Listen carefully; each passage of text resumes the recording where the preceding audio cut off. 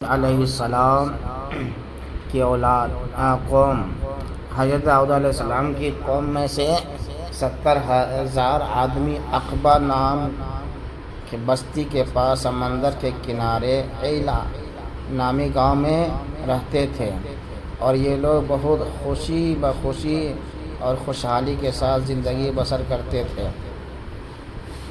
اللہ تعالیٰ نے ان لوگوں سے امتحان لینا چاہا، اور امتحان اس طریقے سے لیا کہ ان لوگوں کو منع کیا کہ آپ لوگ سنیچر کے دن مچھلی نہ پکڑیں، ان کا شکار نہ کریں۔ حرام فرما دیا گیا کہ آپ مچھلیوں کی شکار نہ کریں۔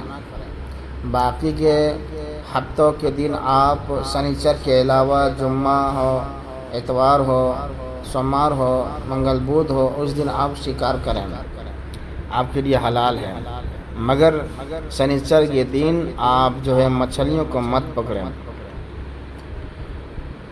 الغرض ان لوگوں کو امتحان لیا گیا۔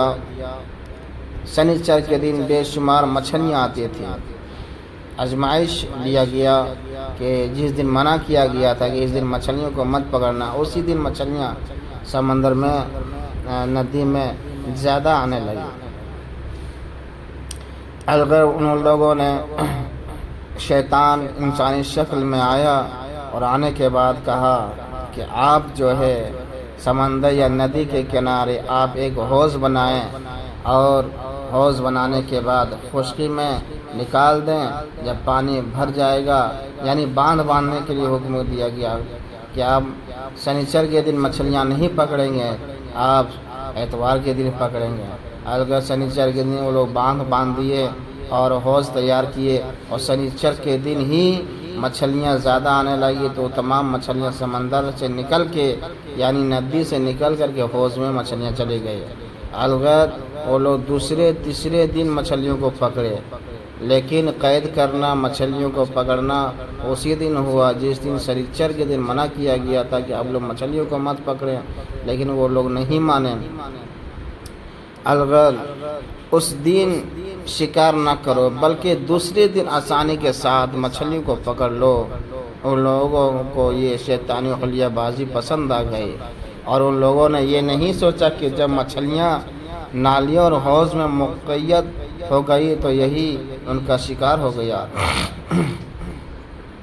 تو سنیچر ہی کے دن شکار کرنا پایا گیا، جو ان کے لیے حرام تھا۔ اس موقع پر یہودیوں کی 3 جماعت، یعنی 3 گروہ میں لوگ بٹ گئے۔ کچھ لوگ ایسے تھے جو منع کرتے تھے، کچھ لوگ ایسے تھے جو شکار کے لیے شیطانی حلیہ سے منع کرتے رہے اور ناراض و بیزار ہو کر شکار سے باز رہے، اور کچھ لوگ اس کام کو دل سے برا جان کر خاموش رہے، دوسروں کو منع نہ کرتے تھے، بلکہ منع کرنے والوں سے یہ کہتے تھے کہ تم لوگ ایسی قوم کو کیوں نصیحت کرتے ہو جنہیں اللہ تعالیٰ نے ہلاک کرنے والا، سخت سزا دینے والا ہے۔ اور تیسرا، اور کچھ سرکش لوگ تھے، نافرمانی کر رہے تھے، جنہوں نے خدا بندی کی اعلانیہ مخالفت کی اور شیطان کی حلیہ بازی کو مان کر سنیچر کے دن شکار کر لیا اور ان مچھلیوں کو کھایا اور بیچا بھی۔ جب نافرمانوں نے منع کرنے کے باوجود شکار کر لیا، تو منع کرنے والی جماعت نے کہا کہ اب ہم ان معصیت کاروں سے کوئی میل ملاپ نہ رکھیں گے۔ چنانچہ ان لوگوں نے گاؤں کو تقسیم کر کے درمیان میں ایک دیوار بنا لی اور آمد و رفت کا ایک الگ دروازہ بھی بنا لیا۔ حضرت داؤد علیہ السلام نے غضبناک ہو کر شکار کرنے والوں پر لعنت فرما دی۔ اس کا اثر یہ ہوا کہ ایک دن خطا کاروں میں سے کوئی باہر نہیں نکلا، یعنی ایک دیوار کھینچ دیا گیا۔ جتنے لوگ مچھلیاں پکڑے تھے ان لوگوں درمیان میں دیوار کھینچ دی اور کوئی باہر نہیں نکلا۔ انہیں دیکھنے کے لیے کچھ لوگ دیوار پر چڑھ گئے تو کیا دیکھیں کہ سب کے سب بندر کی صورت میں ہو گئے ہیں، یعنی بندر ہو گئے ہیں۔ اب وہ لوگ ان مجرموں کا دروازہ کھول کر اندر داخل ہوئے تو بندر اپنے رشتہ داروں کو پہچانتے تھے اور ان کے پاس آ کر کپڑوں کو سونگھتے تھے اور زاروں قدار زور زور سے روتے تھے، مگر ان لوگ بندر بن جانے والے کو نہیں پہچانتے تھے، یعنی جو انسان بندر بن گئے ان کو یہ لوگ نہیں پہچانتے تھے، لیکن وہ لوگ کرتا وغیرہ ان کے کپڑے وغیرہ پکڑ کر کے لوگوں کو سونگھتے تھے کپڑوں کو اور دیکھتے تھے۔ ان بندر بن جانے والوں کی تعداد 12,000 تھی، یعنی 12,000 لوگ بندر بن گئے۔